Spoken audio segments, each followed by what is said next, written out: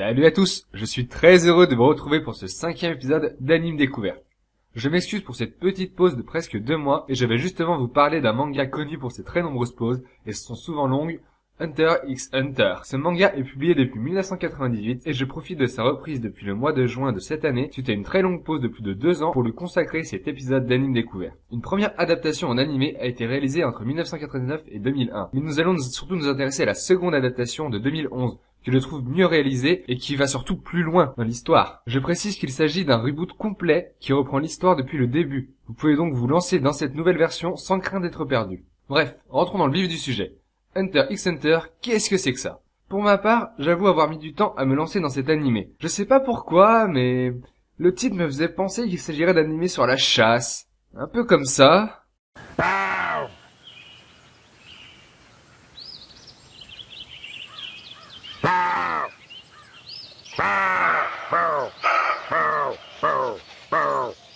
Mais version animée, quoi. Et bizarrement, ça me tentait pas trop. Mais en fait, ça a heureusement rien à voir, puisqu'il s'agit d'un neketsu assez classique au premier abord, dans le style de Naruto ou Fairy Tail. Cependant, on se rend très rapidement compte que cet animé se démarque de ses homologues sur de très nombreux points. On suivra ainsi les aventures de Gon, un jeune garçon de 12 ans qui... Ah oui, sympa ça. J'aime les petits enfants de 12 ans. Mais c'est quoi ce bordel? D'où tu sors, toi? Mais c'est quoi cette allusion dégueulasse? T'es complètement dingue. Mais jamais je tiendrai de tels propos dans un anime découverte. Je vois que le jeune seigneur a la mémoire courte. Se lancer dans un petit hentai à tendance nécrophile, tranquille. Mais cette phrase est sortie de son contexte aussi. Enfin bref, je reprends.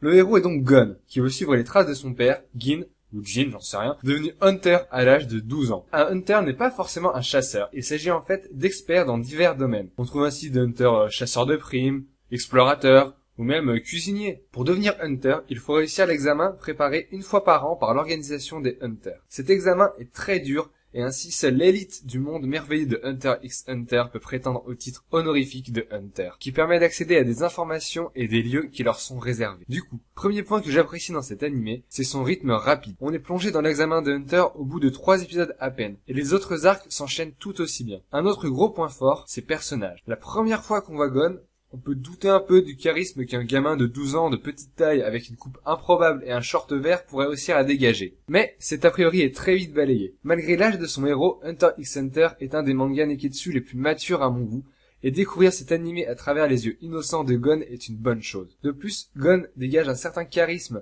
de par sa réflexe surhumain et son attitude toujours bienveillante envers les autres. Il formera rapidement un groupe avec 2 autres apprentis Hunter. Tout d'abord, Leolio. Un jeune homme sans talent particulier, tout ce qu'il y a de plus normal, et qui prétend vouloir devenir Hunter pour l'argent. Il fait croire aux autres qu'il est une personne vénale et sans cœur, alors qu'en réalité, il veut se servir de cet argent pour devenir médecin et sauver les plus démunis. Ensuite, Kurapika. Bien qu'il soit un beau blond androgyne habillé avec des vêtements assez clairs, il est pourtant un personnage sombre et torturé, obsédé par la vengeance, qui prouve qu'il ne faut pas nécessairement être un brin ténébreux pour être un personnage trop dark. Il est le dernier survivant de son clan qui a été massacré pour la valeur de leurs yeux qui ont la particularité de devenir rouges lorsqu'ils sont énervés. Il passe donc l'examen de Hunter pour devenir plus fort et pouvoir retrouver l'organisation criminelle qui a décimé les siens, la terrible Brigade Fantôme. Enfin, la dernière personne à rejoindre le groupe est Killua. Je préviens tout de suite, c'est le personnage qui m'a rendu accro à Hunter x Hunter. Il est l'héritier le plus prometteur de la plus grande famille d'assassins professionnels de Hunter x Hunter.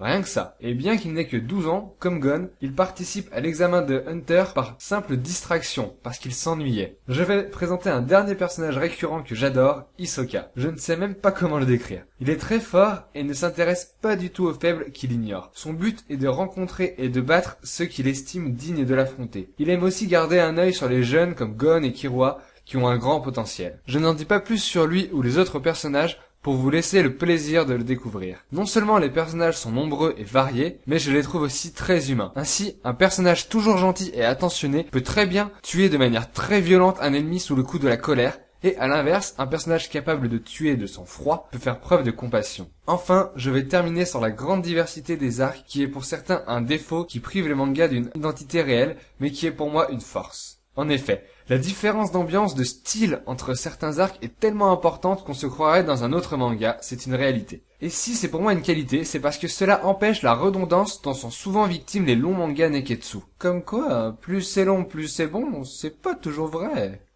Mais tu comptes t'incruster encore longtemps pour faire ce genre de réflexion? Allez, sors mes vidéos, ça le fout. Mais c'est toi qui es fou, jeune seigneur. Tu ne sais rien, Jon Snow. Tu comprendras l'ampleur de ta folie bien assez tôt. Ouais, c'est ça.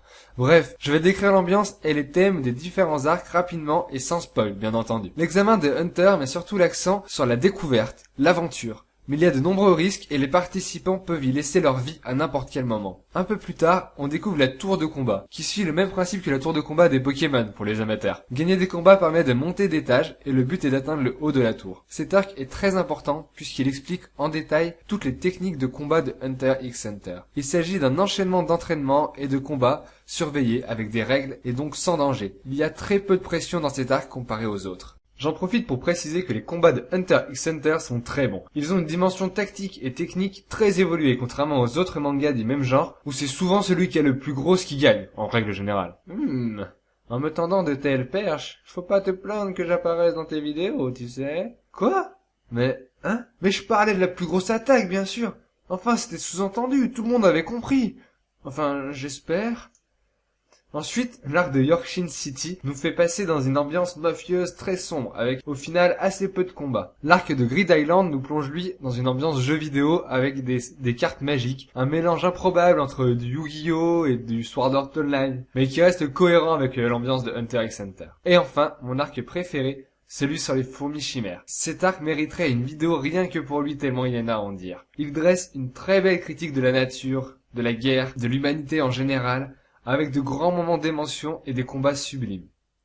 Voilà, je pense avoir fait le tour de Hunter x Hunter, dont je conseille fortement la version animée de 2011, qui comporte pour le moment 136 épisodes. Alors foncez les regarder. Allez, à plus. C'est cela, oui. À plus, jeune tyran. Bien qu'il s'agisse probablement de ta dernière vidéo.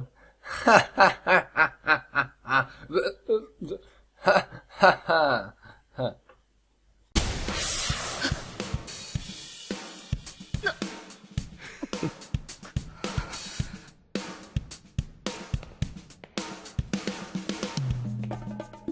僕の負けだ。